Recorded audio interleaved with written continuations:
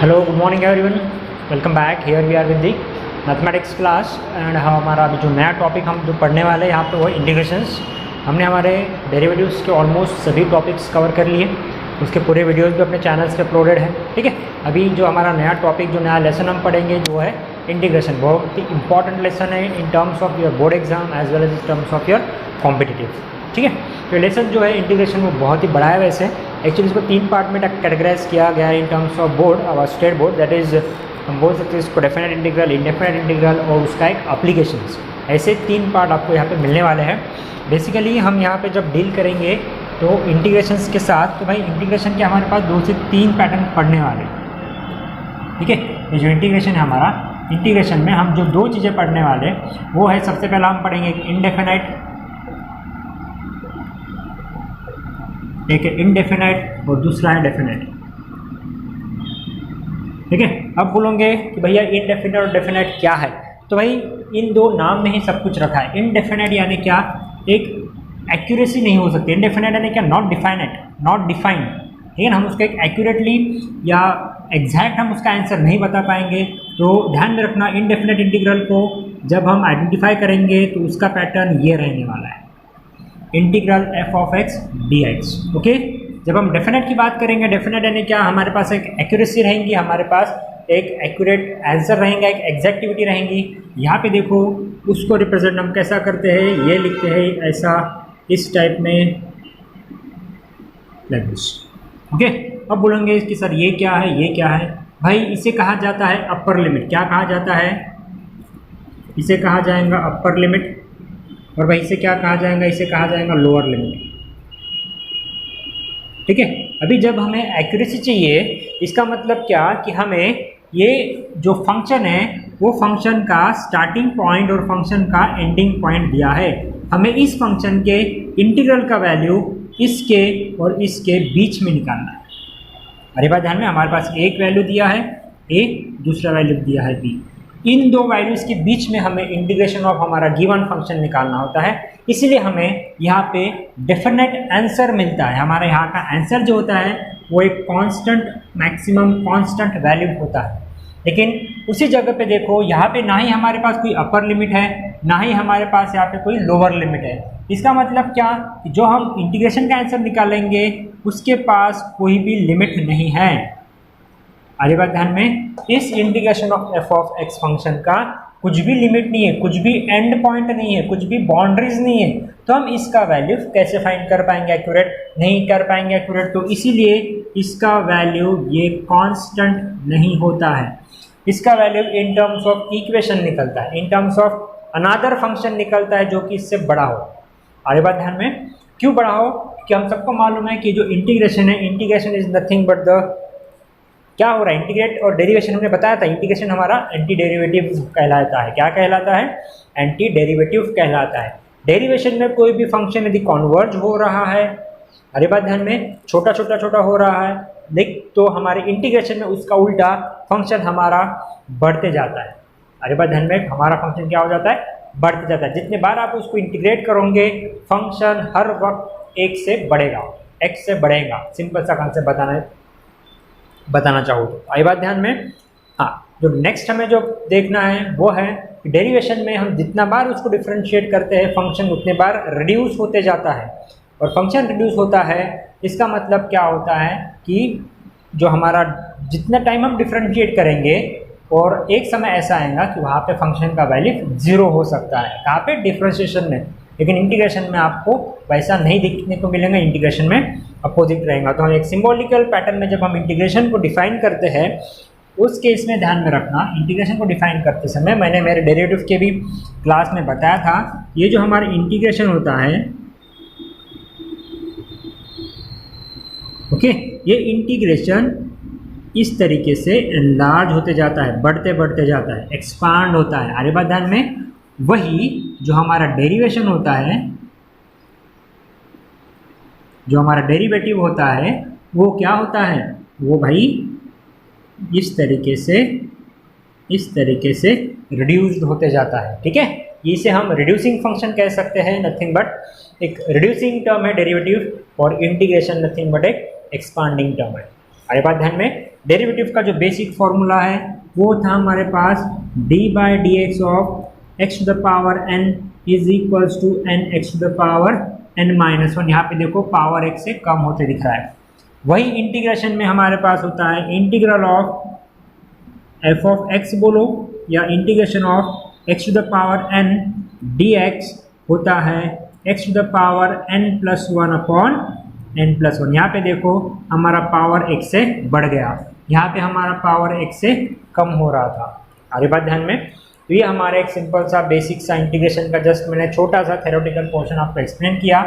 Explain करने के लिए बहुत सारी चीज़ें हैं, लेकिन हम उतना डीपली नहीं जाएंगे फिलहाल में। जस्ट मैंने बताया कि इंटीग्रेशंस होते क्या हैं, उसके टाइप्स कितने हैं, एक इनडेफिनेट, डेफिनेट, डेफिनेट को किस तरीके से रिप्रेजेंट किया जाता है, इनडेफिनेट को किस तरीके से रिप्रेजेंट किया जाता है। एक चीज़ दूसरी और ध्यान में रखना, जब कभी भी आप इंटीग्रेशन लिखते हो तो इंटीग्रेशन के बाद जब फंक्शन लिखते हो तो फंक्शन के बाद उस फंक्शन का जो डिपेंडेंट वेरिएबल है उसके साथ dx, तो ये आना ही चाहिए। यदि आपका फंक्शन के बाद dx नहीं होता है तो ये उसका मीनिंग नहीं निकल के आता है कुछ, ठीक है। तो हमेशा ध्यान में रखना इंटीग्रेशन जहाँ जहाँ लिख रहे हो वहाँ dx आना चाहिए। और जिस वक्त आपने इस दिए हुए फंक्शन का इंटीग्रेशन निकाला, उसका आंसर निकाला, उसी समय से इंटीग्रेशन का साइन यहाँ से और dx का साइन यहाँ से हट जाएगा, ध्यान में रखना। हरी बात ध्यान में। तो इसीलिए हमने बताया था कि डेफिनेट में हमारे पास एक कांस्टेंट आंसर नहीं होता है, इसीलिए इसका जो भी आंसर निकल के आता है उसके साथ हम एक टर्म जोड़ देते हैं, वो है हमारा c। क्या है? आंसर प्लस c एक कांस्टेंट होता है जो कि हम हमारे इनडेफिनेट इंटीग्रल में हमेशा लगाते हैं। जहाँ की डेफिनेट इंटीग्रल में हम ये वाला c यहाँ पे अप्लाई नहीं करते, क्योंकि हमारे पास एक एक्यूरेट आंसर होता है। आ रही बात ध्यान में, ठीक है। तो इसको थोड़ा सा ध्यान से एक बार देख लो कि हमने इसको जस्ट शॉर्ट में एक्सप्लेन किया है, मैंने बहुत शॉर्ट में एक्सप्लेन किया। आ रही बात ध्यान में। हाँ, तो अभी हम डायरेक्टली इसके कुछ फॉर्मूलेज पे जाएंगे।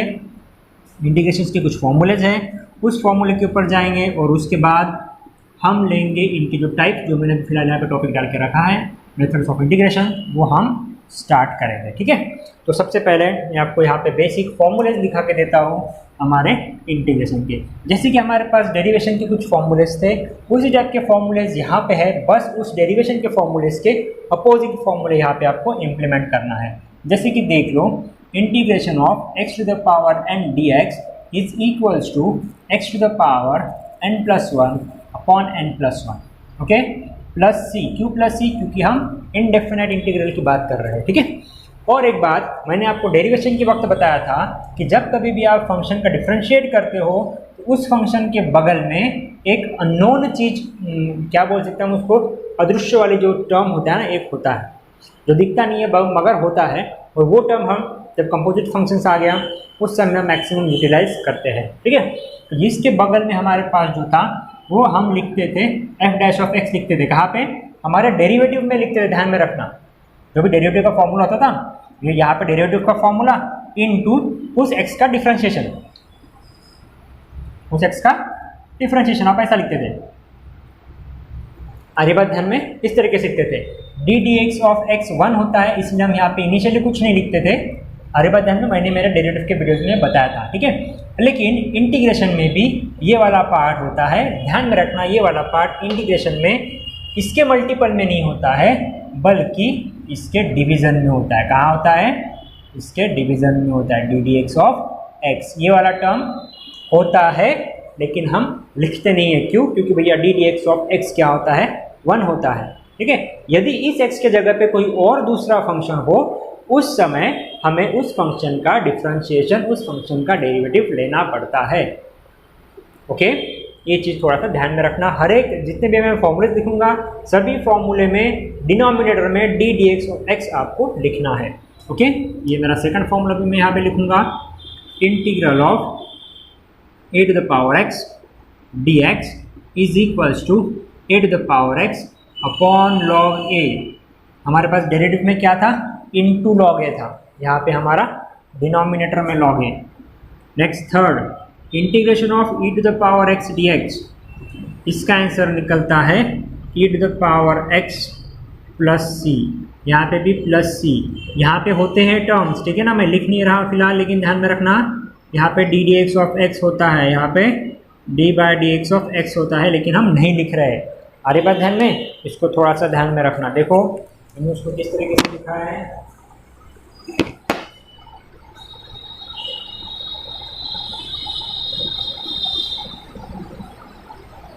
ओके हाँ, तो यहाँ पे हो गया। अब देखो अभी इसके बाद और क्या था हमारे पास, देखो फॉर्मूले जो भी थे आपके, इंटीग्रल ऑफ 1/x का आंसर जो हमारे पास अलग था, यहाँ पे उसका आंसर होता है log x प्लस सी, नीचे में D D x of x होता है। ठीक है, मैं फिलहाल लिख नहीं रहा। आ रही बात ये ध्यान में। और जो हमारा फिफ्थ होता है, यहाँ पे देखो हमारे पास डेरिवेटिव ऑफ log x क्या था, 1/x था, यहाँ पे उल्टा integration of 1/x log x। Okay, ये सब बातें हैं। उसके बाद x to the power x ये हो गया। और आपको बता दूँ derivative of integration of any constant is equal to like this. अरे बात ध्यान में, यही हमारे पास यदि डेरिवेटिव होता तो डेरिवेटिव ऑफ कांस्टेंट क्या होता है, 0 होता है, बल्कि जहाँ पे इंटीग्रेशन ऑफ कांस्टेंट ये 0 नहीं होता है, क्या होता है, उस कांस्टेंट के साथ एक x जुड़ जाता है। ठीक है, हमेशा ध्यान में रखना, इंटीग्रेशन कर रहे हो तो फंक्शन में x का वैल्यू बढ़ा रहे हो, x को एक इससे बढ़ा रहे हो। ठीक है हाँ, तो ये वाला एक पैटर्न। यदि आपको इस टाइप का इंटीग्रेशन कहीं पे आता है, जैसा मैंने यहाँ पे log x कर दिया, ठीक है ना, आगे में आपको इंटीग्रेशन के और नए नए पैटर्न्स मिलेंगे। फिलहाल में ये 5 चीज़ें फिलहाल में ध्यान में रखो। ठीक है, सिंपल में, इसमें भी और ऐड हो सकते हैं। फिलहाल ये जो इंपॉर्टेंट है उतना मैंने यहाँ पे लिखा के दिया। अभी इसके साथ साथ हम डेरिवेशन के भी लिख लेते हैं।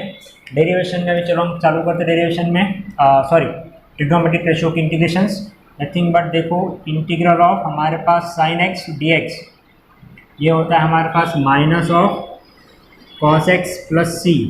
सेकेंड जो है हमारे पास वो है integration of cos x dx, ये होता है हमारे पास आंसर इसका sin x प्लस सी।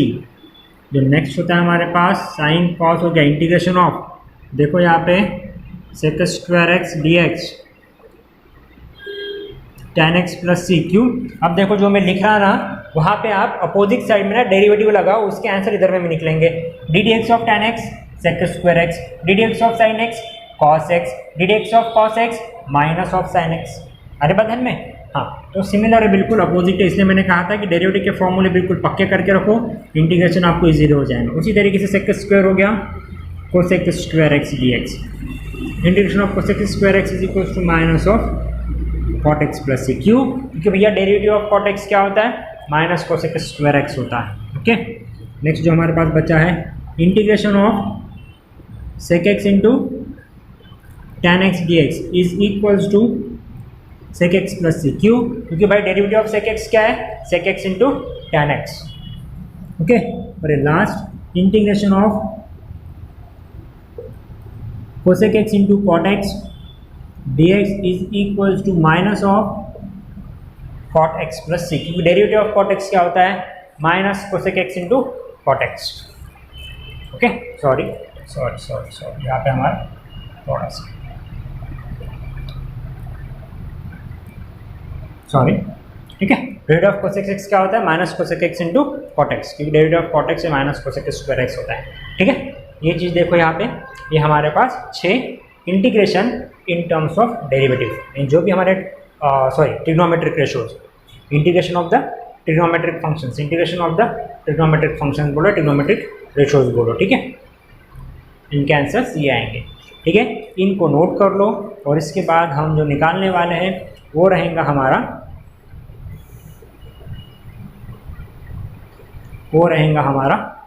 क्या रहेगा वो, इनवर्स ट्रिग्नोमेट्रिक फंक्शंस। ठीक है, हाँ, अब ये हमारे ट्रिग्नोमेट्रिक हो गए। अब हम जाएंगे यहाँ पे इनवर्स ट्रिग्नोमेट्रिक।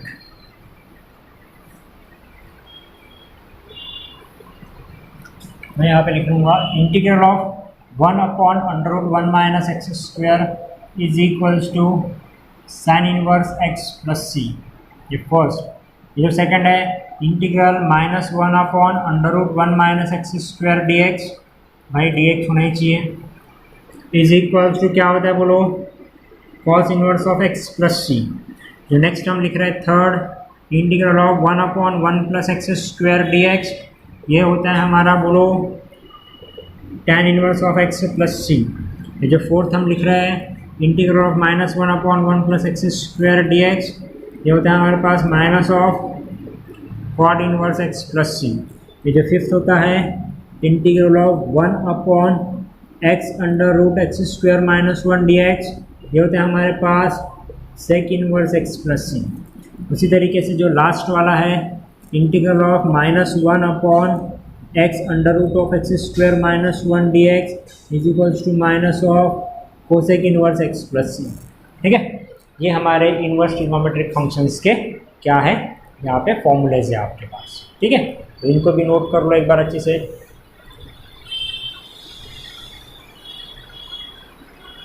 ठीक है, हाँ, अब ये हमारे बेसिक फॉर्मूलेज हो गए।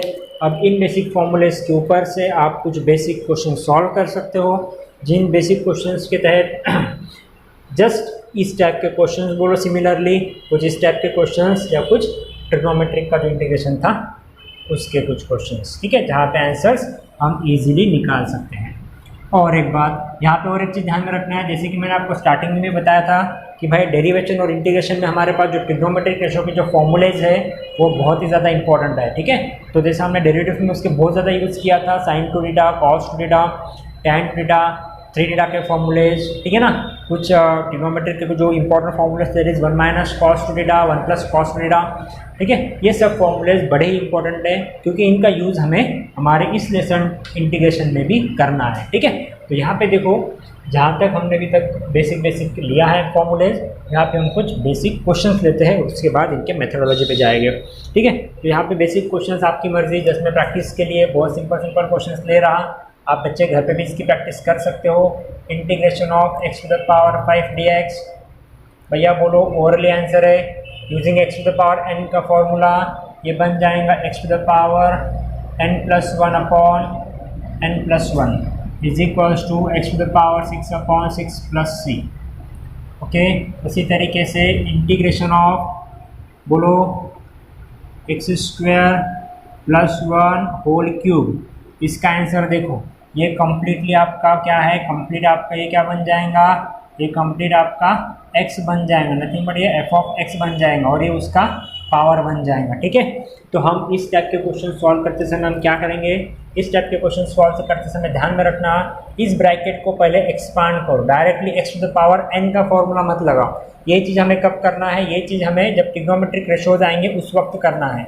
इस केस में हमें क्या करना है, हमें इस फंक्शन को एक्सपांड करना, a+b होल क्यूब का फॉर्मूला, उसका आंसर क्या होता है बोलो, क्या होता है a³ प्लस बोलो rice of a²b plus 3ab² plus b³ होता है ना, जिसमें फॉर्मूला लिखा था सबसे पहले a³ plus 3a² plus 3ab² plus b³। अब हम क्या करेंगे, इस फॉर्मूले के हिसाब से इसमें सब्स्टिट्यूट करेंगे, x² का cube plus rise of a यानी कौन x² का square into 1 plus rise of a यानी x² इंटू b का स्क्वायर 1 प्लस 1 का क्यूब। यहाँ पे देखो x to the power 3 2 6 plus 3 x to the power 4 into 1 यानी 4 itself प्लस 3x², इसका आंसर सेम प्लस 1 का क्यूब 1। अभी यहाँ पे ये इंटीग्रेशन काय की बात होगी, ये integration of x² plus 1 dx। Okay, तो भाई यहाँ पे इंटीग्रेशन का साइन और एक dx, मैंने क्या किया a+b होल क्यूब का फॉर्मूला मैंने यहाँ पे a+b होल क्यूब का फॉर्मूला मैंने यहाँ पे डाल दिया है। हाँ, अब यहाँ पे सॉल्व कैसा करोगे। ठीक है, अब देखो डेरिवेशन में हमने क्या सीखा था, डेरिवेशन में हमने हमारे मेथड्स ऑफ डेरिवेशन में हमने 3 टाइप्स देखे थे। ठीक है ना, एक जो था हमारा था रूल्स हमने देखे थे, एक था हमारा सम एंड डिफरेंस था, दूसरा हमारा प्रोडक्ट था, तीसरा हमारा क्वोशिएंट था। ठीक है ना, सबको मालूम है प्रोडक्ट रूल कहाँ लगता था, प्रोडक्ट रूल लगता था कि जब हमारे पास दो फंक्शंस दिए हैं और दोनों का मल्टीप्लिकेशन है, दो फंक्शंस के बीच में मल्टीप्लिकेशन है, उस वक्त हम प्रोडक्ट रूल लगाते थे। नेक्स्ट है हमारे पास क्वोशिएंट, हम क्वोशिएंट रूल कब लगाते थे, कि जब दो फंक्शन डिवीज़न में हो एक दूसरे के तब हम लगाते थे क्वोशिएंट रूल। आप सबको ये रूल्स क्या है अच्छे से पता है, प्रीवियस हमारे डेरिवेटिव के वीडियो में पूरा एक्सप्लेन करके देख लो वहाँ पे। सेकंड जो हमारा फर्स्ट था बहुत ही सिंपल सा रूल था सम एंड डिफरेंस, जहाँ पे दो फंक्शंस के बीच में क्या था, प्लस या माइनस साइन था, ठीक है ना। उस वक्त हम क्या करते थे, उस वक्त हम उन दो फंक्शंस को सेपरेटली डिफरेंशिएट करते थे, ठीक है, कहाँ पे, सम एंड डिफरेंस में। तो भाई सेम रूल यहाँ पे आपको इंटीग्रेशन में भी लगाना है। इंटीग्रेशन में देखो यहाँ पे 1 2 3 4 ये डिफरेंट है फंक्शंस, और इन फंक्शंस के बीच में क्या दिया है हमारे पास, प्लस दिया है। तो हम क्या करेंगे, इनको सेपरेटली इंटीग्रेट करेंगे। देखो कैसे सेपरेट इंटीग्रेट करते हैं, integration of x to the power 6 dx plus integration of 3x to the power 4 dx plus integration of 3x square dx plus integration of 1 dx। Okay हाँ, तो चलो यहाँ पे हम रूल लगाएंगे। Integration of x to the power n क्या होता है, x to the power n plus 1 upon n plus 1, ये बन जाएंगे x to the power 7 upon 7 plus इसका answer 3, x to the power 4 है तो 5/5 प्लस 3 x स्क्वायर है तो क्यूब बाय 2 प्लस इसका आंसर x और फाइनली c लगाना, ठीक है। अब यहाँ से ये कैंसिल हो सकता है, हमारा जो फाइनल आंसर आएगा वो रहेगा x to the power 7 upon 7 plus 3/5 x to the power 5 plus x cube plus x plus c। So this is your final answer for the given question integral of x square plus 1 whole cube dx। ये भी मैं just अपने मन से simple questions ले रहा हूँ, यहाँ पे आपका जस्ट बेसिक का कुछ प्रैक्टिस हो जाएगा, बेसिक का, ठीक है। तो यहाँ पे आप देख लो इन क्वेश्चंस को कैसे सॉल्व करते हैं। ध्यान में रखना जो हमारा सम एंड डिफरेंस रूल था वो डेरिवेटिव के लिए भी सेम था और इंटीग्रेशन के लिए भी सेम है। आई बात ध्यान में, डेरिवेशन के लिए सेम है और इंटीग्रेशन के लिए भी सेम है। वहाँ पे प्रोडक्ट रूल था हमारे पास इंटीग्रेशन में, यहाँ पे इंटीग्रेशन बाय पार्ट करके आने वाला। जब हम टाइप्स पढ़ेंगे, मेथड्स पढ़ेंगे तो मेथड्स में वो पैटर्न आ जाएगा, जब आएगा तब हम डिस्कस करेंगे।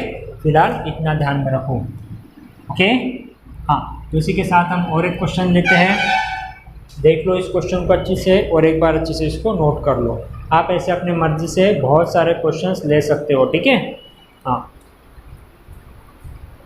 इसको मैं रब कर रहा, इसका हम और कुछ नए क्वेश्चंस लेते हैं।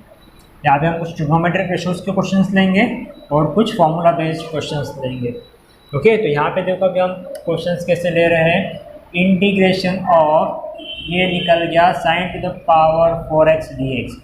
जो सिस्टम हमने यूज़ किया था हमारे डेरिवेटिव में, ऑलमोस्ट सिमिलर सिस्टम यूज़ करना है कहाँ पे, हमारे इंटीग्रेशन में। हाँ, बहुत सारे क्वेश्चंस है जहाँ पे क्या होगा, जहाँ पे आपको जो सिस्टम मैंने बताया था डेरिवेशन में वो वाला पैटर्न इस केस में यूज़ नहीं होगा। ऐसे कुछ क्वेश्चंस है, ठीक है, लेकिन ध्यान में रखना थोड़ा सा इनको अलग टाइप से हमें सॉल्व करना है, ठीक है। अब इनको अलग टाइप से सॉल्व कैसे कर पाएंगे, तो देखो भाई sin to the power 4x है तो मैं इसको कैसे लिख सकता, integration of sin square x का होल स्क्वायर।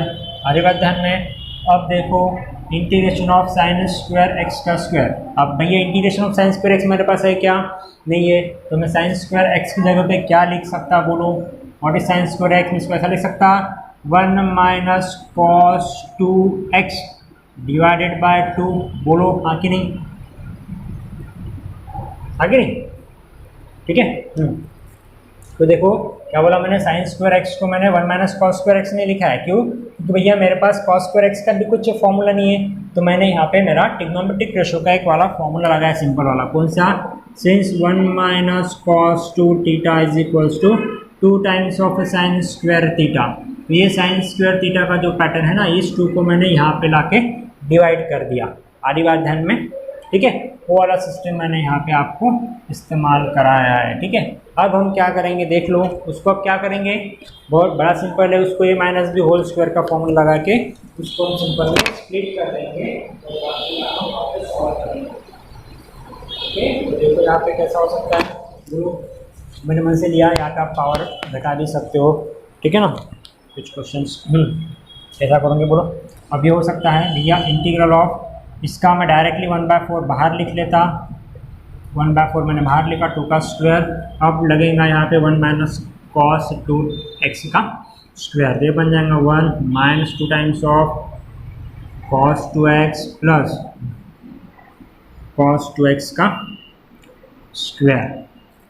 ओके, यहाँ पे थोड़ा सा और दिक्कत जाने वाला है हमको। क्यों जाने वाला है? यदि यहाँ पे स्क्वायर नहीं होता ना तो एकदम सिंपल हो गया होता, ये और स्प्लिट नहीं हुआ था, हम एक सिंपल सा ले लेते बाद में, उसके बाद थोड़ा सा डिफिकल्ट डाला रहेगा। ठीक है, चलो इसको हम बना देते सिंपल में, इसको 2 बना देते। दिक्कत कुछ आने वाली नहीं, इसको ऑब्वियस है, इसका फटाफट आपको इंटीग्रेट करना है, कुछ भी दिक्कत वाली बात नहीं है, लेकिन फिर भी हम इसको इनिशियली सिंपलर वे में लेते हैं, उसके बाद उसको लेते हैं। ठीक है, तो देखो ये सिंपल हो गया। अभी उसमें आप क्या करोगे, सिंपल सा कंसेप्ट है, इंटीग्रल ऑफ 1/2 मैंने बाहर निकाला, 1 माइनस cos 2x, ये लगेगा आगे में dx।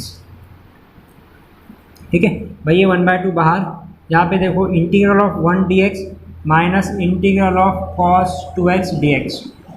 ओके, तो भाई ये बन जाएगा 1/2, इंटीग्रल ऑफ 1 dx का आंसर क्या निकलेगा, x निकलेगा, minus integration of cos 2x का आंसर सबको मालूम है, इंटीग्रेशन ऑफ cos क्या होता है, sin 2x, और बगल नीचे में लिखना होता है ddx ऑफ x, यहाँ पे x कौन है 2x, इसका आंसर निकल के आएगा डेरिवेटिव ऑफ 2x 2। ओके, और ये बन जाएगा प्लस c।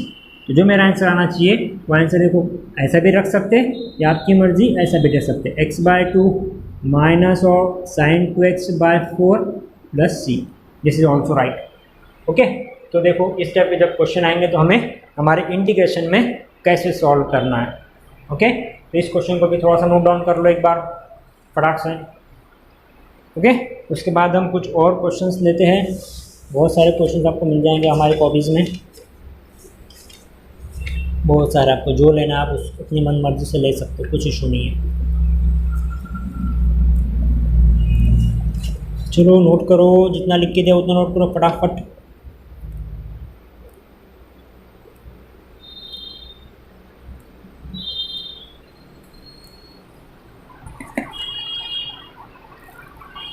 ओके, हाँ, अभी इसी टाइप का हम दूसरा क्वेश्चन लेंगे, एक स्क्वायर वाला हो गया एक हम। सो यहाँ पे देख लो, हमें अभी जो नया टॉपिक पढ़ने वाले first topic that is nothing but the methods of integration. So methods of integration actually हमें यहाँ पे आपके सिलेबस के अकॉर्डिंगली 3 टाइप्स आपको दिया है, nothing but integration by substitution method,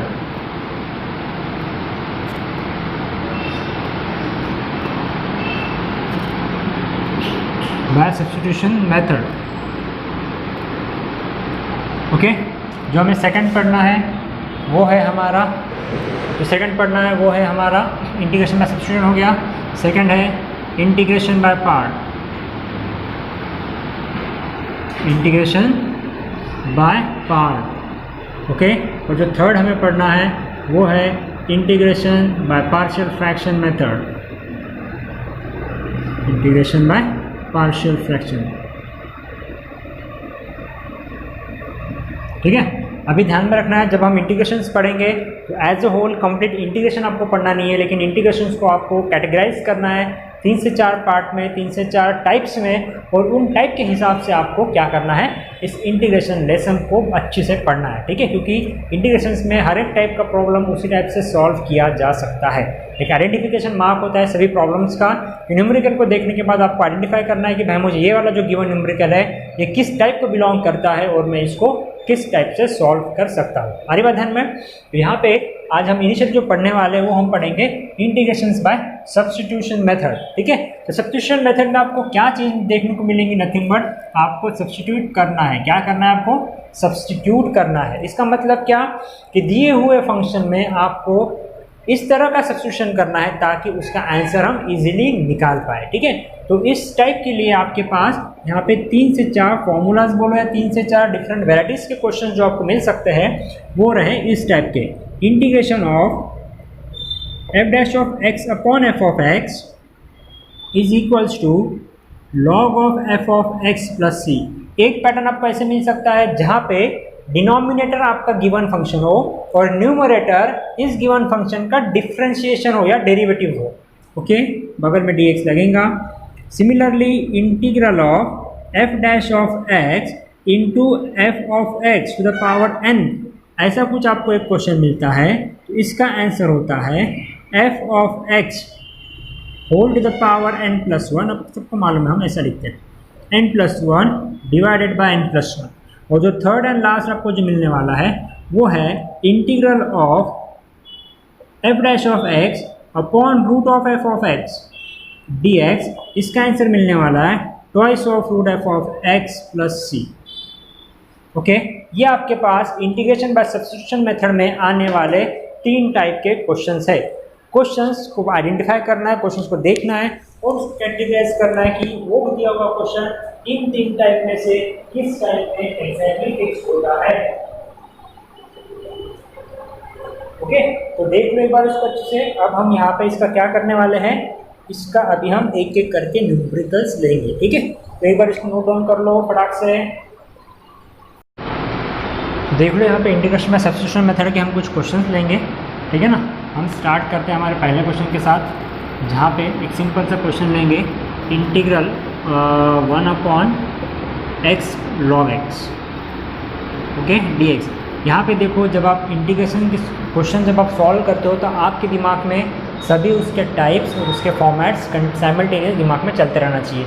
यहाँ पे देखो 1 upon X into log x दिख रहा है। अब इस क्वेश्चन को ध्यान से देखो, यहाँ पे आपको जस्ट पढ़ना है, क्वेश्चन को आंखों से ही पढ़ना है और वहीं से उसको रिजॉल्व करने की कोशिश करना है कि ये क्वेश्चन मेरे किस टाइप को बिलोंग करता है और मैं इसको कैसे सॉल्व कर सकता हूँ। ठीक है, 1 मिनट के लिए सबसे पहले क्वेश्चन को देखा करो। यहाँ पे देखो integral of 1 upon X into log x है। इसको यहाँ पे देखो x दिख रहा है, मीन्स log x दिख रहा है, 1 अपॉन एक्स दिख रहा है। थोड़ा सा लॉजिक लगाओगे तो पता चलेगा कि भाई log x का डेरिवेटिव 1 अपॉन एक्स है। इसका मतलब यदि मैंने मेरे log x को t पुट किया तो उसका डेरिवेटिव 1/x मेरे पास अवेलेबल है। तो ये पैटर्न किसी ना किसी सब्स्टिट्यूशन मेथड को बिलोंग करता है। तो सॉल्यूशन देखो, इस टाइप के क्वेश्चंस का सॉल्यूशन कैसे करोगे। सॉल्यूशन करते समय यहाँ पे हमेशा आपको सबसे पहले let i is equals to integral of 1 upon X into log X D x, ये डाल देना है नंबर 1। ओके, उसके बाद आपको पुट करना है। क्या पुट करोगे, देखो यदि मैंने यहाँ पे log x को t पुट किया तो उसका डेरिवेटिव मेरे पास अवेलेबल है कि हाँ, derivative of log x 1 upon x, therefore d by d x of log x d dx of log x क्या हो जाएगा, यहाँ पे 1/x हो जाएगा। ओके, आ रही बात ध्यान में। हाँ, तो उसको थोड़ा सा देख लो।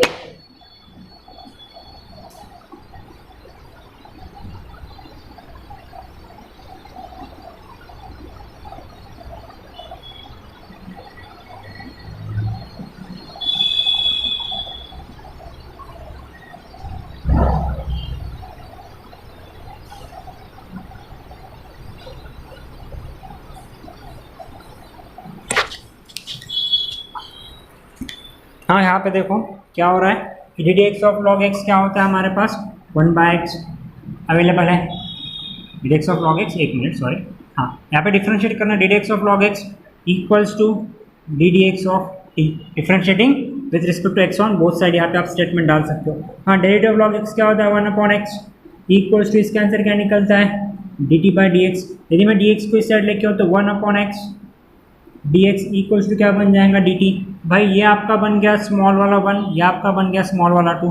अब बहुत सिंपल है, using small 1 and small 2 capital 1 becomes, देखो क्या लिख रहा हूँ यहाँ पे, using small 1 and small 2 capital 1 becomes, क्या बन जाएगा देखो, therefore i is equals to integral, यहाँ पे देखो 1 अपॉन एक्स डी एक्स क्या है D T, 1 upon X D x क्या है पूरा का पूरा आपका, ये बन गया आपका डी टी।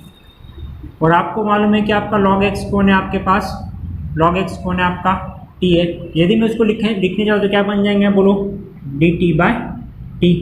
ठीक है, आप सबको मालूम है इंटीग्रल ऑफ 1 अपॉन टी या इंटीग्रेशन ऑफ 1 अपॉन एक्स क्या होता है, log x होता है। उसी तरीके से integration of 1 upon T d t क्या बन जाएगा, ये बन जाएगा log t प्लस सी। अब बैक सब्स्टिट्यूट करना पड़ेगा, what is t, t is nothing but your log x, therefore भाई ये बन जाएगा log of log x plus c. काय का आंसर, आपके आई का आंसर। देख लो फाइनल आंसर कितना सिंपल तरीके से आ गया, दिख रहा है। इन टाइप के क्वेश्चंस में आपको आइडेंटिफाई करना है कि आपका f ऑफ x कौन हो सकता है।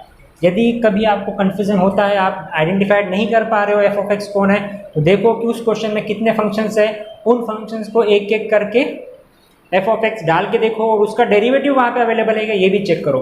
यदि सपोज मैंने यहाँ पे log x को टी पुट नहीं किया होता, मैंने 1/x को टी पुट किया होता, तो मैंने क्या देखा होता कि 1/x का डेरिवेटिव क्या होता है, log x होता है क्या, नहीं, उसका डेरिवेटिव -1/x² होता है। लेकिन यहाँ पे मुझे कहीं भी -1/x² दिख रहा है क्या, नहीं दिख रहा है। इसका मतलब मैं मेरे 1/x को टी पुट कर सकता क्या, नहीं। ध्यान में रखना, उसी फंक्शन को, उसी एफ ऑफ एक्स को टी पुट करना जिसका एफ डैश ऑफ एक्स उसी क्वेश्चन में मौजूद हो, अवेलेबल हो। आ रही बात ध्यान में, अनटिल एंड अनलेस उसको एफ ऑफ एक्स पुट नहीं करना है। देखो मैंने यहाँ पे 1/x को यदि एफ ऑफ एक्स पुट किया तो उसको टी पुट किया तो इसका डेरिवेटिव मेरे पास है क्या क्वेश्चन में, नहीं है। तो अभी से जो मैं सब्स्टिट्यूट करने जा रहा था वो मेरा गलत हो रहा था, तो मैंने क्या किया, मैंने निकाल दिया उसको। अब मैंने नेक्स्ट फंक्शन कौन सा है मेरे पास, log x है, मैंने log x को टी पुट करके देखा, उसका डेरिवेटिव क्या है 1/x दिख रहा क्या, हाँ 1/x दिख रहा। इसका मतलब मेरा ये log x मेरा फंक्शन f ऑफ x वो हो सकता है, तो इसलिए मैंने उसको टी पुट किया। इन टाइप के क्वेश्चन को सॉल्व करते समय आपको ये चीज़ बहुत ही ज़्यादा मायने करती है, ठीक है। क्वेश्चन को देख के फंक्शन को आइडेंटिफाई करना, f ऑफ x कौन सा है। चलो इसको फटाक से नोट डाउन करो, अगला क्वेश्चन आपके लिए तैयार है। हाँ जी, तो अगला क्वेश्चन लेते हैं हम यहाँ पे, हमारे क्वेश्चन बैंक्स में से ले लेंगे। देखो तो अगला क्वेश्चन हमारा हो सकता है, देखो बहुत सारे क्वेश्चन से कौन सा भी ले लो। हाँ, ये रहा अगला क्वेश्चन आपके लिए। ये देखो, ये बन गया integral of sine root T upon root T dt, ठीक है। अब यहाँ पे देखो थोड़ा सा मैंने डिफिकल्ट लेवल का ले लिया। यहाँ पे देखो क्या होना है, यहाँ पे आपको दो फंक्शन दिख रहे हैं, कौन से, एक तो साइन रूट टी दिख रहा है, दूसरा प्लेन रूट टी दिख रहा है। अरे बात ध्यान में, अब दिक्कत कहाँ पे जाने वाली, देखो पुट करके देखो, कुछ टेंशन वाली बात लेना नहीं, कुछ टेंशन नहीं, पुट करो। यदि मैंने पुट कर दिया सिर्फ रूट टी को, किसको पुट किया, सिर्फ रूट टी को, अब यहाँ पे टी है तो मैं इसको एक्स पुट करूँगा। यदि मैंने इसको रूट टी को एक्स पुट कर लिया तो देखो क्या देखना है आपको कि इसका डेरिवेटिव अवेलेबल है क्या। भैया रूट टी का डेरिवेटिव क्या होता है बोलो, 1/2 root T upon 2 root T is equals to dx/dt, nothing but इस dt को इधर लेके जाओ तो dt upon root T is equals to dx। Root T कौन है, x है, रूट टी कौन है, x है। सो भैया dt अपॉन एक्स, हरी बात ध्यान में, आप चलो फिलहाल इसको ऐसे रखो, ये मेरा स्मॉल वन, ये मेरा स्मॉल टू। अब देखो यदि मैंने रूट टी को एक्स पुट किया तो 1/√t dt है क्या, हाँ जी है। कैसा है, ये देखो ये आपका 1 और डिवाइडेड बाय रूट टी, ये जो 1/t dt है ना, ये आपका क्या बन जाएगा इस केस में, dt बाय रूट टी क्या बन जाएगा आपका dx बन जाएगा। और ये जो मेरा रूट टी मैंने यहाँ पे डाला ये क्या बन जाएगा, x बन जाएगा, सो साइन x बन जाएगा, ठीक है ना। तो यहाँ पे इस क्वेश्चन में देखो हमने ये सब्स्टिट्यूट करना है, ये मेरा नंबर 1, यहीं पे मैंने इसको I लिखना है, मैं डायरेक्ट क्वेश्चन को ही सोल्यूशन कर रहा। Therefore I is equals to integral, इसका आंसर dx, ये लिख दिया मैंने dx, और ये साइन रूट टी यानी कौन, x। आंसर क्या बना, मीन्स अभी क्वेश्चन क्या बना, integral of sine x dx। आज integral of sine x dx सबको मालूम है, minus of cos x plus c. आज ये मुझे x में रखना है क्या, नहीं, बैक सब्स्टिट्यूट करना है, क्योंकि मेरा क्वेश्चन क्या में पूछा है, मेरा क्वेश्चन मुझे टी में पूछा है, तो मुझे मेरा आंसर भी टी में ही निकालना पड़ेगा। तो एक्स को मैं बैक सब्स्टिट्यूट करूँगा, what is x, nothing but root t. Therefore इसका आंसर निकलेगा minus of cos root t plus c. देखो बड़ा ही सिंपल है, लेकिन जब तक आपको ये सब्स्टिट्यूशन थोड़ा सा समझ में नहीं आएगा तब तक ये आपको थोड़ा सा डिफ़िकल्टी लगते दिखेगा, ठीक है। शायद यहाँ पे हमारा जो 2 था ना वो 2 मैंने लिया नहीं, देखो 2 ले लो, जैसे कभी कभी छूट जाता है। सो 2dx, ये मैंने 2 यहाँ पे बाहर लगाना है, ओके, -2। कभी कभी ऐसा छूट जाता है तो उसको थोड़ा सा क्रॉस चेक किया करो, ओके जी, जम गया, ठीक है, हाँ बिल्कुल। चलो इसको नोट डाउन करो, नोट इट डाउन।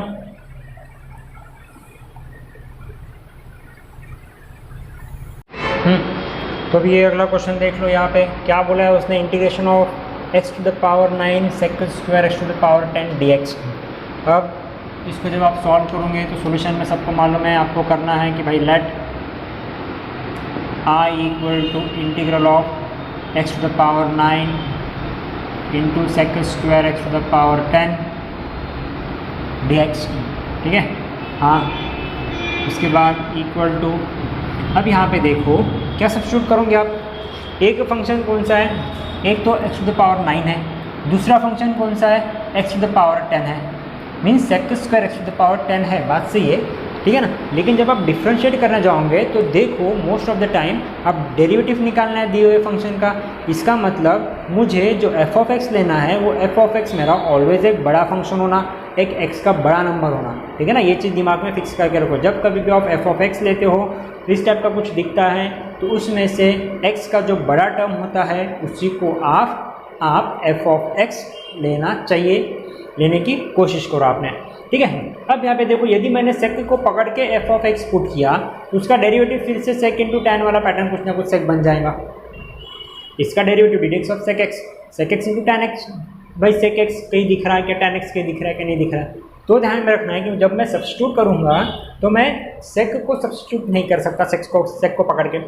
अब देखो सेक के साथ एक चीज़ लगा है एक्स टू द पावर 10, सेक का जो वैल्यू है वो क्या दिया है, एक्स टू द पावर 10। यदि मैंने एक्स टू द पावर 10 को टी पुट किया तो बगल में मुझे एक्स टू द पावर 9 दिख रहा है। इसका मतलब डेरिवेटिव सबको मालूम है कि डेरिवेटिव ऑफ कोई भी एक्स उससे एक चीज़ कम होता है। तो मैंने यहाँ पे क्या करना है, मैंने यहाँ पे पुट कर लूँगा X to the power 10 equal to T. यदि मैं एक्स टू द पावर 10 को टी डाला तो इसका आंसर क्या निकलेगा, बोलो 10 X to the power 9 equal to D T by D X. अब देखो X to the power 9 dx, therefore X to the power 9 into D X equals to, बोलो डी टी बाय 10।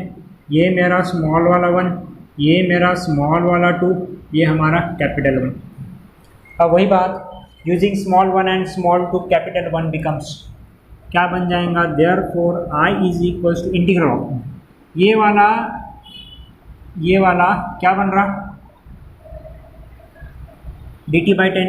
तो मैंने भैया लिख दिया इसको d t by 10। Sec square as it is है, sec square as it is है, x to the power 10 को न t, sec square t into ये वाला क्या बन गया, डी टी बाई 10। देखो मेरा क्वेश्चन सभी का पूरा एक्स में था, ये क्वेश्चन मेरा पूरा का पूरा टी में आ गया। ये भी चीज़ आपको दिमाग में रखनी है सॉल्व करते समय कि जब कभी भी आप सब्स्टिट्यूशन मेथड इस्तेमाल करते हो उस वक्त आपका क्वेश्चन जो है वो पूरा का पूरा एक ही वेरिएबल में होना चाहिए। एक तो पूरा का पूरा एक्स, एक तो पूरा का पूरा टी। आधा एक्स और आधा टी रहेगा तो नहीं चलेगा, कहीं तो भी आपका कुछ तो भी गलत हो रहा है उसको क्रॉस चेक करना है आपको, ये एक छोटा सा ध्यान में रखना। ओके, हाँ। अब ये 1/10 तो मैंने बाहर निकाल दिया, कांस्टेंट है। Integration of sec square t d t क्या है, बोलो d dx of tan x sec square x integration of sec square x tan x। So -1/10 tan t plus c. अब दूसरी बात, हमारा क्वेश्चन पूछा था x में, आंसर निकला t में, तो मुझे बैक सब्स्टिट्यूट करना है तो मैंने t के जगह फिर से x डाल देना है। सो 1/10 into 10, what was t, it was tan x to the power 10, okay, plus c। ये आपका फाइनल आंसर आना चाहिए इंटीग्रेशन ऑफ i का। आए बात ध्यान में, देख लो सब जन, देख लो एक बार, ठीक है बड़े सिंपल। जस्ट आपको इंटीग्रेशन में क्वेश्चंस को बिल्कुल ध्यान से देखना है और लॉजिक बिल्कुल सही लगना चाहिए, ठीक है, तब जाके ये सॉर्ट आउट होगी क्वेश्चन। डिफिकल्टी और ऑब्वियस इन डेरिवेटिव से थोड़ा सा ज़्यादा ही है इसका, ठीक है, लेकिन हो जाएगा कवर, कुछ बड़ी बात नहीं। ओके, अब चलो नेक्स्ट क्वेश्चन की तरफ। हाँ जी, तो ये रहा नया क्वेश्चन जहाँ पे आपको दिया है 3 to the power e to the power 3 log x into X to the power 4 + 1 का होल इनवर्स। तो सबसे पहले मैं इस क्वेश्चन को थोड़ा सा रिड्यूस कर लेता हूँ उसके रेगुलर फॉर्म में, दिखने को थोड़ा सा डिफिकल्ट लग रहा है। देखो आप ये सिंपल दिखेगा, let I is equals to integral E to the power 3 log x। सबको मालूम है ई टू द पावर में यदि लॉग के साथ कुछ होता है उसका आंसर भी आता है। इसको ऐसे लिखता e to the power log x का क्यूब, नहीं लिख पाता क्या log का फॉर्मूला, m log n वाला फॉर्मूला ये बन गया, into x to the power 4 + 1 का होल इन्वर्स। सबको मालूम है इन्वर्स यानी वो टर्म एक्चुअल में कहाँ का है, डिनोमिनेटर का टर्म है, तो भाई डिनोमिनेटर का टर्म लग गया। अब देखो, अब यहाँ पे देखो सबको और एक चीज़ मालूम है क्या, e to the power log कुछ भी, जो मैंने आपको ना डेरिवेटिव में कुछ लॉगरिथम के कुछ फॉर्मूलेज बताया था उसी टाइप का पैटर्न है। e टू द पावर में log ऑफ x का आंसर x होता है कि नहीं, वही प्रॉपर्टी यहाँ पे लगेगी। e to the power log of x कौन x क्यूब, ये बन जाएगा integral of x cube whole divided by x to the power 4 + 1। देखो कितना आसान सवाल बन गया ये, अभी पहले दिखने में कितना डिफिकल्ट लग रहा था। यहाँ पे हमने ये एक सिस्टम यूज़ किया और एक यूज़ किया m into log n is equals to log n to the power m वाला पैटर्न। यहाँ पे हमने दो फॉर्मूले इस्तेमाल किए हैं, देख लो ज़रा, आई बात ध्यान में। अब देखो, अब उसके बाद फिर से मैंने कुछ आपको हिंट्स बताया था, वो हिंट क्या था कि मैक्सिमम टाइम x का बड़ा वाला पावर जो होता है उसी को हमें क्या लेना होता है, f ऑफ x लेना होता है। यहाँ पे देखो x का बड़ा वाला power x to the power 4 है, तो मैक्सिमम हम क्या करेंगे, उसी को f ऑफ x लेंगे, ओके ना। और दूसरा हिंट आपके लिए, जो पैटर्न हमने देखे थे तीन पैटर्न में से पहले वाले पैटर्न, पहला वाला जो पैटर्न था f dash of x upon f of x, आपका f of x maximum time denominator में होता है। मैं ऐसा नहीं कह रहा कि हमेशा डिनोमिनेटर में होता है, मैं ऐसा कह रहा हूँ कि मैक्सिमम टाइम वो डिनोमिनेटर में होता है। और मैंने ऐसा भी कहा कि मैक्सिमम टाइम x का जो बड़ा वैल्यू होता है वही आपका f ऑफ x होता है मैक्सिमम टाइम, ओके। तो यहाँ पे भी हम वही करेंगे, सिंपल कंसेप्ट आ गया, हम इसको नंबर 1 देंगे और पुट कर लेंगे क्या, +1 = t, डिफ्रेंशिएट करो, 4x³ + 0 is equals to dt/dx, therefore 4x³ equal to dt/dx, therefore मुझे क्या होना, x³ dx होना, therefore x³ dx equals to dt/4। Simple concept है ध्यान में। तो ये आपका स्मॉल वाला 1, ये आपका स्मॉल वाला 2, ये कैपिटल 2। सो सबको मालूम है कि भैया using small 1 and small 2 capital 1 becomes, using small 1 and small 2 capital 1 becomes, क्या बन जाएगा, I is equals to integral of x³ dx dt/4 और ये मेरा t, so dt/4 into t, okay. तो ये बन जाएगा 1/4 इंटीग्रल ऑफ dt/t, ये बन जाएगा 1/4, ये बन जाएगा log t + c। आई बात ध्यान में, ओके। तो ये मेरा इसका फाइनल आंसर है, ज़रा देख लो इसको।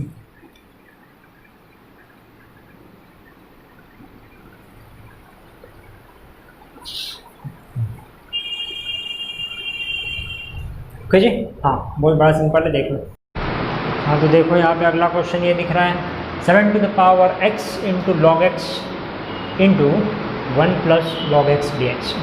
जैसा कि हमने डेरिवेशन में इतना तो प्रैक्टिस कर लिया है कि कुछ चीज़ें दिखते ही हमारे दिमाग में उसके आंसर्स आ जाने चाहिए, जैसे कि x log x का derivative 1 + log x, simple function x log x का डेरिवेटिव 1 + log x, ठीक है ना। इस टाइप के कुछ चीज़ें आपको प्रैक्टिस करते करते बिल्कुल दिमाग में फिक्स हो जाएंगे, ठीक। अब हम देखेंगे कि इसमें हम कौन सा वैल्यू हमारा टी पुट कर सकते। रही सिंपल बात, सिर्फ 7 को टी पुट कर सकते क्या, नॉट एट ऑल। सिर्फ 1 + log x को टी पुट कर सकते क्या, वैसा करोगे तो 1 + log x का डेरिवेटिव 1/x, 1 + 1/x है कि नहीं। इसका आंसर कुछ निकल के आ रहा है कि मैंने क्या कहा था कि दिए हुए फंक्शन में जहाँ पे भी आपको x का मैक्सिमाइज वैल्यू दिख रहा है उसको आपको f ऑफ x लेना है। 1 + log x, x into log x, ये आपका थोड़ा सा बड़ा दिख रहा है, ठीक है। तो मैं इसको क्या सब्स्टिट्यूट करूँगा, इसको टी पुट करूँगा। तो भाई let I is equals to integral 7 to the power log x 1 + log x dx, equation number 1। अब मुझे यहाँ पे पुट करना है तो मैं यहाँ पे पुट करूँगा, ठीक है। अब पुट करते समय क्या करूँगा मैं, बोलो x इंटू log x को यदि मैंने टी पुट कर दिया तो मेरे पास क्या निकल के आ रहा है, इसका डेरिवेटिव करना होता है, तो हो गया भैया x derivative of log x 1/x plus log x derivative of x1 equal to dt by dx 1 plus log x dx equals to dt।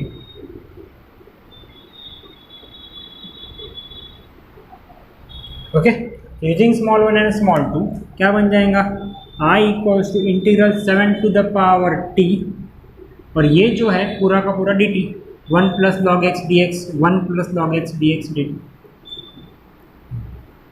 अब सबको मालूम है, हमने अभी जस्ट फॉर्मूले रिवाइज किए थे, क्या integration of a to the power x dx is equals to a to the power x upon log a। तो उसी के हिसाब से ये बन जाएगा 7 to the power t upon log t plus c, I का आंसर। लेकिन मेरा क्वेश्चन x में था तो मुझे आंसर भी x में निकालना पड़ेगा, सो ये बन जाएगा which is equals to 7 to the power what was t x log x 7 to the power x into log x whole divided by log 7 plus c। Radians of a to the power x क्या होता है, a to the power x into log a, ठीक है, sorry यहाँ पे divided by integration में, ठीक है, divided by log a plus c। सो ये देखो, ये आपका आंसर आ जाना चाहिए फाइनली x का। ओके गाइज, अभी आपका अगला क्वेश्चन लेंगे हम यहाँ पे। अगला क्वेश्चन देख लो, ठीक है, इसको अच्छे से नोट डाउन कर लो।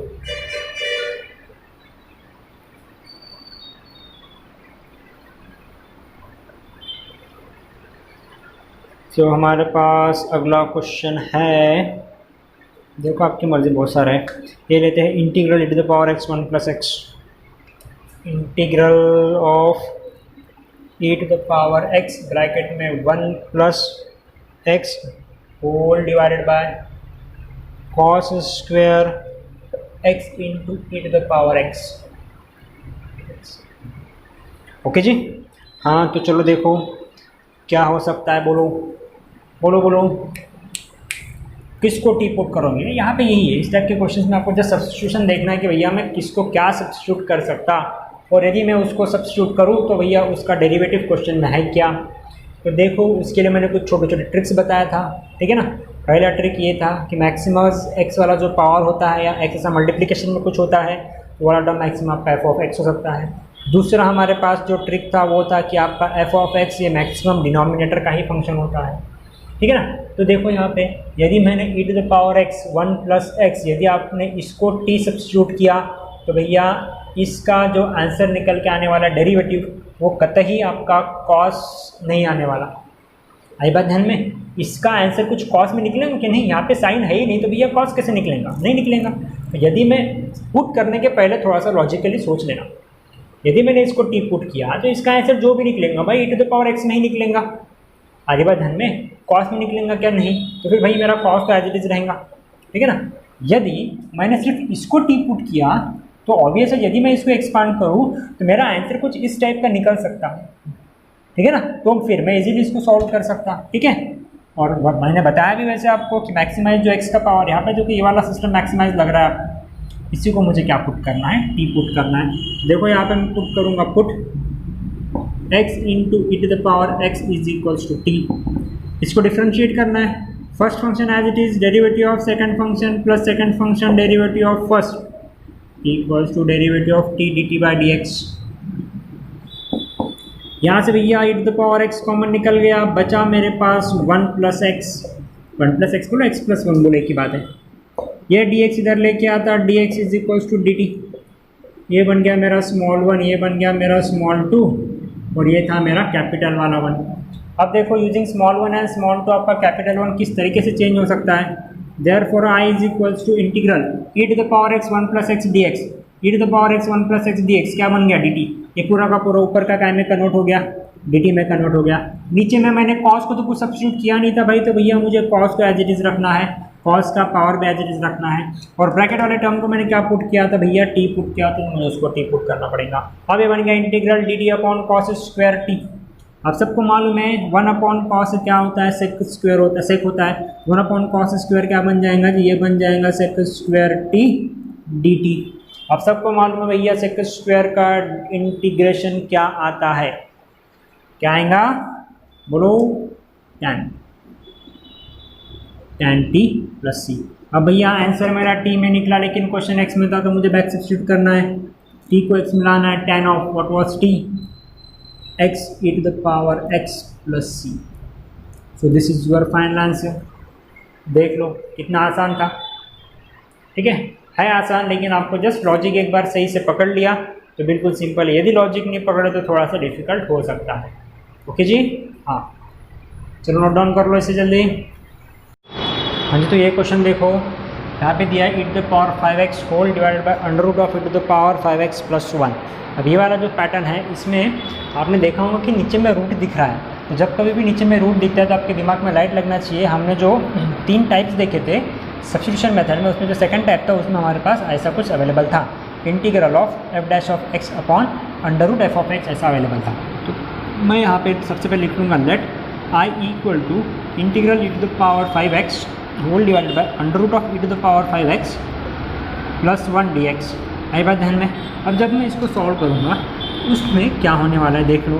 तो भैया इसमें हम पुट कर सकते हैं जैसा कि हमने आपको बताया था, तो भैया रूट के अंदर आपका f ऑफ x होता है और दिख भी रहा है, आपको दिख भी रहा है e to the power 5x का derivative e to the power 5x है अवेलेबल, 1 का आंसर 0, तो ये हमारा हो सकता है डेरिवेटिव। तो मैं पुट करूँगा e to the power 5x plus 1, लेकिन बगैर रूट के, रूट को पकड़ के नहीं डालना है टी, रूट को छोड़ के टी डालना है। रूट को पकड़ के टी डालोगे तो हो गया लंबे में फिर से।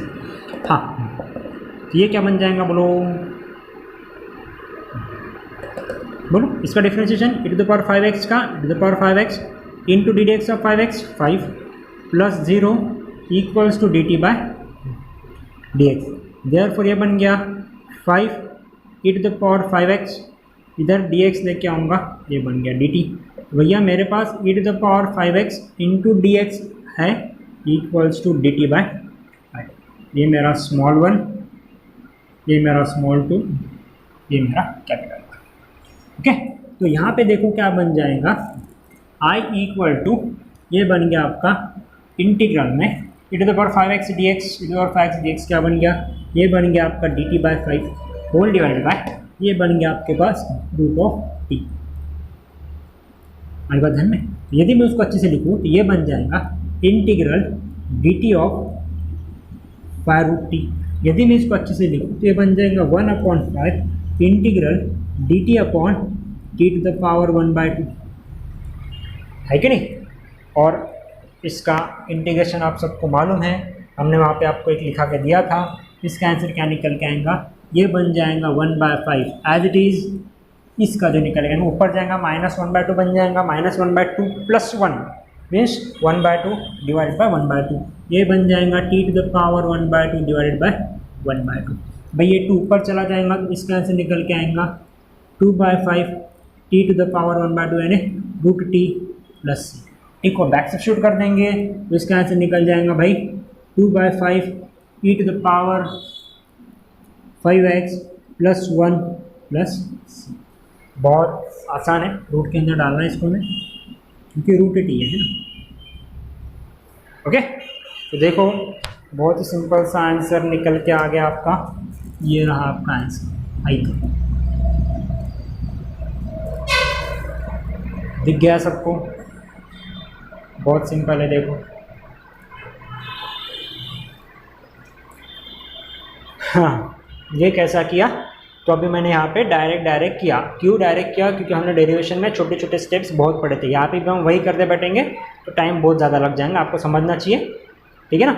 और शायद से हमारा एक फॉर्मूला भी डायरेक्ट, ठीक है ना, integral of 1/x to the power n is equals to n means x to the power n plus 1/n plus 1। Okay, n plus था n माइनस,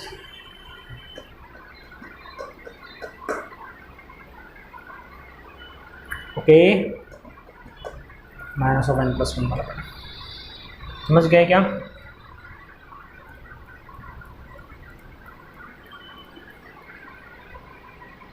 ठीक है, तो ये आपका सोल्यूशन हो गया इसका। हाँ चलो अगला क्वेश्चन हमारे पास अवेलेबल है यहीं पे। तो यहाँ पे देखो, यहाँ पे बोलो मुझे क्या टी पुट कर सकोगे, मीन्स किसको आप एफ ऑफ एक्स कंसिडर करोगे, 3x को एफ ऑफ एक्स कंसिडर करोगे या पॉसिबल नहीं, सबसे लोएस्ट टर्म है।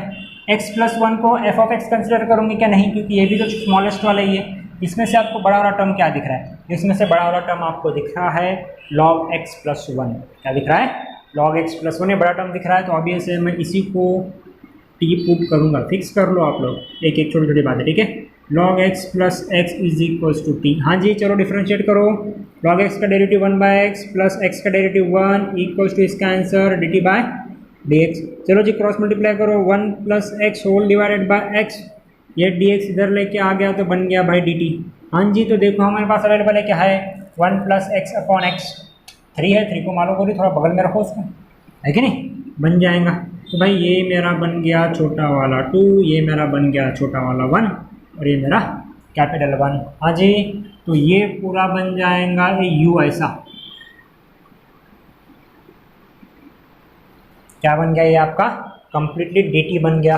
और ये जो पैटर्न था ये वाला आपका क्या था t, तो भाई मेरा i क्या बन जाएगा, therefore i is equals to integral, ये वाला कौन t, t⁴, और ये पूरा का पूरा कौन dt इंटू dt, डिवाइडेड में कौन था आपके 3 था, तो 3 मैंने ऐड किया।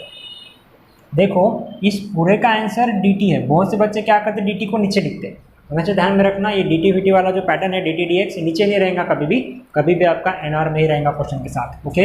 हाँ तो जी इसका इंटीग्रेशन बहुत सिंपल है, 1/3 बाहर कर दो, t⁴ का इंटीग्रेशन t⁵5 ये प्लस c, मेरा क्वेश्चन x में दिया है तो मुझे आंसर x में चाहिए, तो t को बैक सब्स्टिट्यूट करो, तो ये 1/3 5 15, t यानी कौन मेरे पास किया यानी तो log x plus x whole to the power 5 plus c, खत्म काम, आंसर आ गया, आगे नहीं है, सिंपल, देख लो, ठीक है, बहुत सिंपल है। यदि आप कहीं पे देखोगे तो इसका डायरेक्ट सोल्यूशन मिल जाएगा आपको, है ऐसा नहीं कि नहीं मिलेगा, लेकिन स्टेप वाइज आप किस तरीके से सॉल्व करना है, कैसे पुट करना है, कैसे क्रॉस मल्टीप्लाई करना है, ये सब बातें हमने यहाँ पे छोटे छोटे स्टेप्स में आपको एक्सप्लेन करने की कोशिश की। समझ गया, बड़ा सिंपल है, ओके।